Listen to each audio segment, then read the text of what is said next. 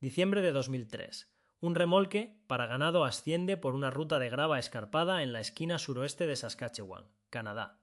Los neumáticos crujen sobre el suelo, congelado a una altitud de 1000 metros sobre el nivel del mar. En el interior, 50 bisontes de las llanuras desplazan su peso en la oscuridad. Su aliento cuelga en el aire gélido como humo espeso. Cuando la rampa finalmente baja, el primer macho pone un pie sobre una tierra que no ha sentido el peso de su especie en más de 150 años. No corre, se detiene, respira, escucha. Este es el momento en que una historia que comenzó con la aniquilación casi total entra en su capítulo más silencioso y crucial. Estos no eran unos bisontes cualquiera. Sus muestras de pelo y sangre, analizadas años después en la Universidad de Texas A&M, confirmarían algo extraordinario. Cada uno de ellos descendía de un grupo diminuto de entre 4 y 7 terneros huérfanos, rescatados por un hombre llamado Latati en 1873. 4 a 7 crías. Según los estudios genéticos, esa es esencialmente la base fundacional de una especie que llegó a sumar 30 millones de ejemplares en estas llanuras. Ahora, en un rancho de 5.297 hectáreas llamado Old Man on His Back, esos descendientes regresaban a casa. No es una historia que comience con una crisis de última hora, sino con una pregunta de fondo. ¿Qué le sucede a un fragmento de pradera cuando le das tiempo, un herbívoro clave y personas que prestan atención? La respuesta es contundente porque la Tierra aquí no solo está sobreviviendo, nos está enseñando algo que olvidamos, que sabíamos. Para entender lo que esos 50 bisontes pisaban realmente, hay que sentir la forma de este lugar. La meseta se eleva desde las llanuras circundantes como la palma abierta de una mano. Es uno de los rincones más áridos de las praderas canadienses. En verano, el viento se mueve a través del pasto de trigo y la grama azul de la misma forma en que lo ha hecho durante 10.000 años, doblando las espigas en olas largas y lentas que viajan de horizonte a horizonte. En 3 de sus lados, la tierra toca pastizales comunitarios federales y provinciales, formando uno de los bloques ininterrumpidos de pradera mixta nativa más grandes que quedan en el país. Estar aquí es vislumbrar cómo se veía la mayor parte de este continente antes del Gran Olvido. Aproximadamente el 80% de la pradera nativa de Saskatchewan ha desaparecido. Un análisis de la Universidad de Regina eleva la cifra al 86%. Solo entre 1990 y 2015 esta provincia perdió 1,33 millones de hectáreas adicionales de pastizales nativos, unas 80 hectáreas cada día, 3,6 hectáreas cada hora. Durante esos 25 años, Saskatchewan perdió pradera nativa a un ritmo más rápido de lo que Brasil perdía selva tropical. Y sin embargo, en esta meseta, la pradera se recuerda a sí misma. La manada hoy cuenta con entre 80 y 100 arcimales que deambulan libremente por 260 hectáreas. El zorro veloz, una vez extinto en Canadá y ahora en recuperación, comparte este suelo. Los halcones ferruginosos patrullan el cielo. Los búhos de madriguera regresaron a un nido en esta propiedad en 2011 por primera vez en 8 años. En 2015, la Real Sociedad Astronómica de Canadá designó a este lugar como la primera reserva nocturna de la conservación de la naturaleza de Canadá.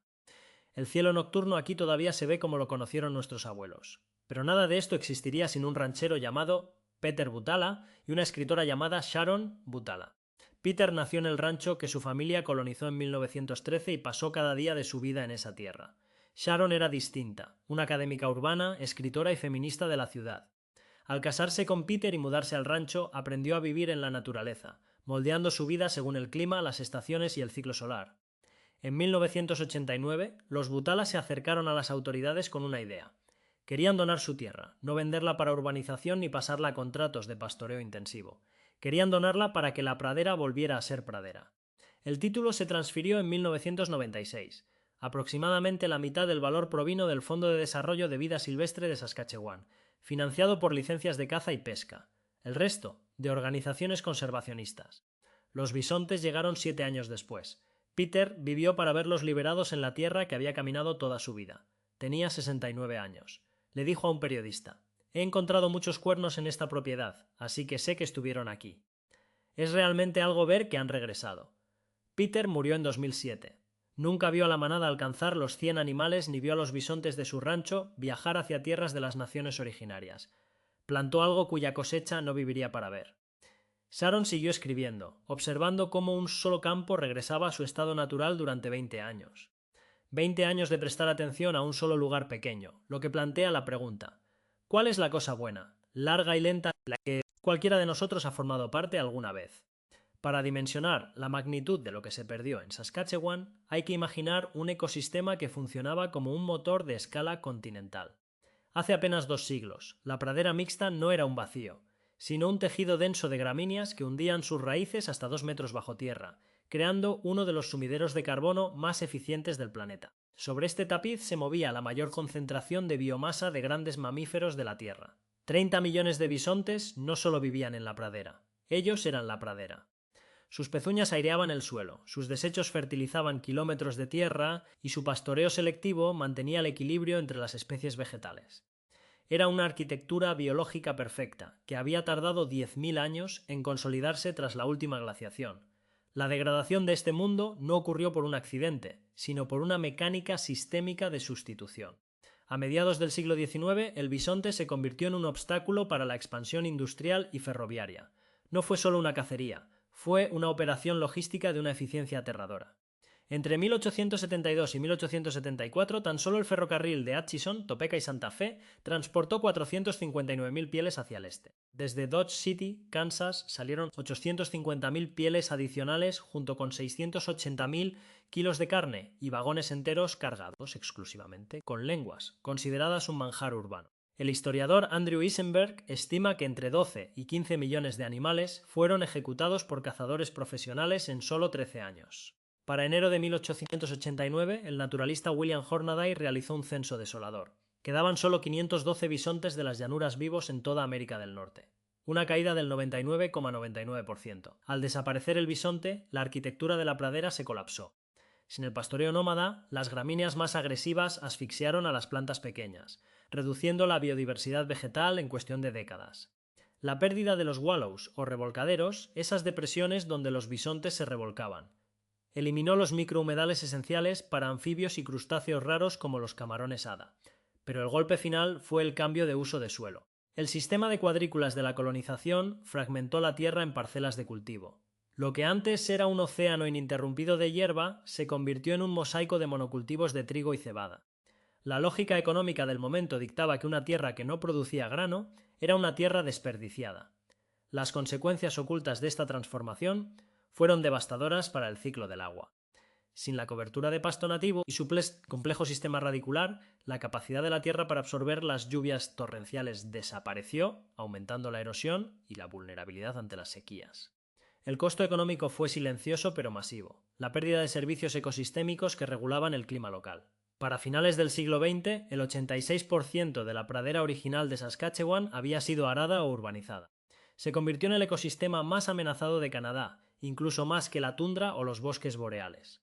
El punto de máxima crisis llegó cuando la fragmentación fue tan severa que las especies restantes, como el zorro veloz o el búho de madriguera, quedaron aisladas en islas de naturaleza demasiado pequeñas para sostener poblaciones viables. Parecía que la pradera nativa estaba condenada a convertirse en un recuerdo histórico, una reliquia de museos, mientras el último 14% desaparecía a un ritmo de 9 acres por hora. En ese momento de silencio ecológico, la idea de recuperar el esplendor original parecía no solo romántica, sino técnicamente imposible. No había suficientes animales, no había suficiente tierra conectada y, sobre todo, parecía no haber voluntad para detener la inercia del progreso. El giro inesperado que salvó a la pradera no comenzó con una gran política gubernamental, sino con una alianza improbable de visionarios que operaban a contrarreloj. Todo converge en una decisión tomada en 1873 por Latati, un hombre del pueblo pendo conocido como Pequeña Capa de Halcón. Mientras el sistema industrial trituraba millones de animales, él rescató entre 4 y 7 crías huérfanas en el territorio de los Pies Negros en Montana. Esa pequeña manada creció bajo el cuidado de los rancheros Michel Pablo y Charles Salar hasta sumar 300 animales en 1896. En 1907, el gobierno canadiense ejecutó una de las operaciones logísticas más complejas de la historia. Compró la manada y envió a más de 700 bisontes salvajes en tren hacia el Parque Nacional Elk Island. Esos vagones cruzando la frontera no solo transportaban animales, transportaban el código genético de una especie que hoy, un siglo después, regresa a Saskatchewan. El experimento real en Old Man on His Back comenzó a revelar sorpresas científicas casi de inmediato. Durante décadas, los ecólogos debatieron si el bisonte y el ganado vacuno eran intercambiables. La ciencia tradicional sugería que un herbívoro es simplemente un procesador de biomasa, pero los datos recogidos en la meseta y estudios complementarios en Kansas desmintieron esta suposición. En 2022, un equipo liderado por Zach Ratajczak demostró que donde hay bisontes, la riqueza de especies de plantas nativas se duplica.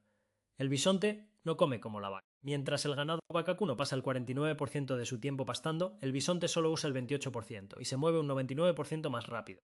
No se quedan en un sitio hasta agotarlo. Crean un mosaico fino de parches cortos y largos que permiten a diferentes aves y plantas prosperar simultáneamente. La mayor sorpresa científica fue el acto de revolcarse. Un bisonte no solo camina, se tira al suelo y rueda para mudar el pelo.